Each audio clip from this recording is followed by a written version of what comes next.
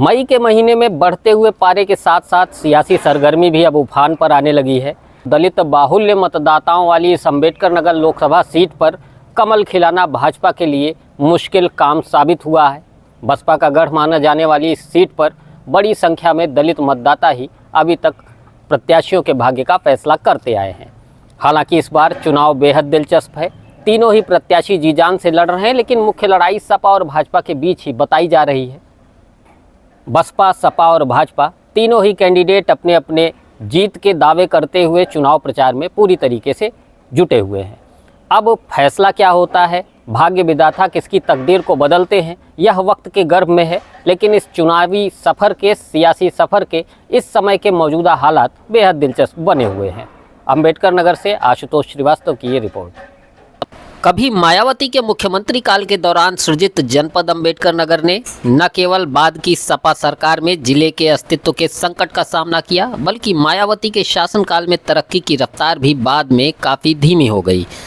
हालांकि बसपा सुप्रीमो के शासनकाल में इंजीनियरिंग कॉलेज, पीजीआई समेत जनपद स्तरीय सुविधाओं से लैस हुए इस जिले की जनता ने बसपा को इसका खूब सिला दिया और इसे बसपा का गढ़ माना जाने लगा। आज भी देखा जाए तो परोक्ष रूप से बीएसपी के राजनीतिक अखाड़े से ही निकले तीन प्रत्याशी आमने सामने खड़े हैं, जिनके बीच मुकाबला तमाम दल बदल सियासी बयानबाजी के बाद अब बेहद रोमांचक और दिलचस्प हो चला है। बसपा से सांसद चुने गए और मौजूदा समय में बीजेपी प्रत्याशी रितेश पांडे हो, या बसपा छोड़कर सपा में आए सपा प्रत्याशी कटेहरी विधायक लालजी वर्मा हो, या बसपा से ताल ठोक रहे विधानसभा चुनाव लड़ चुके मौजूदा प्रत्याशी हाजी कमर हयात हो, ये सभी अपनी अपनी राजनीति के दांव पेच बसपा के अखाड़े से ही सीखकर अब लोकसभा चुनाव के मैदान में आमने सामने हैं।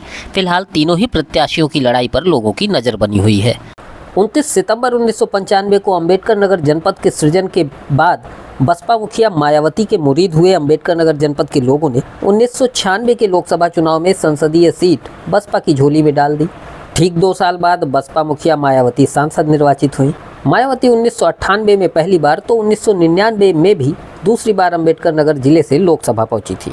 2004 में भी जिले के मतदाताओं ने मायावती को संसद भेजा था। 2007 का साल बसपा के लिए स्वर्णिम काल था।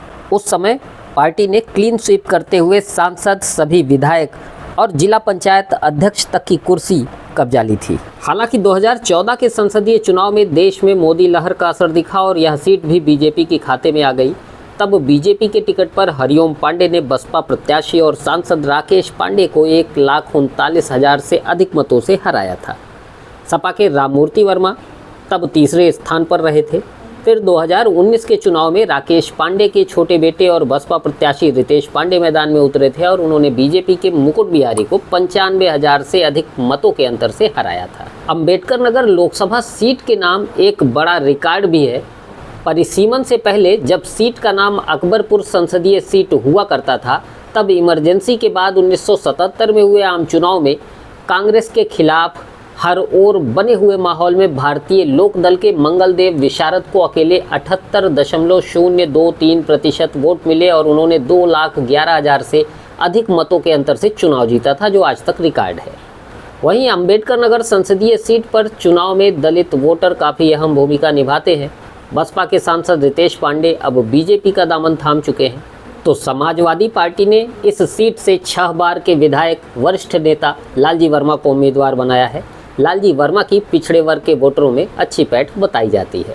कहा जा रहा है कि लालजी के आने से इस सीट पर 2 सियासी परिवारों का रसूख दांव पर लग गया है। वहीं बसपा ने विधानसभा चुनाव लड़ चुके वरिष्ठ बसपा नेता हाजी कमर हयात पर दांव खेला है। मतदान आपका जरूरी अधिकार है, इस अधिकार का उपयोग अवश्य करें। इसी अपील के साथ बने रहें स्ट्रीट बज के साथ।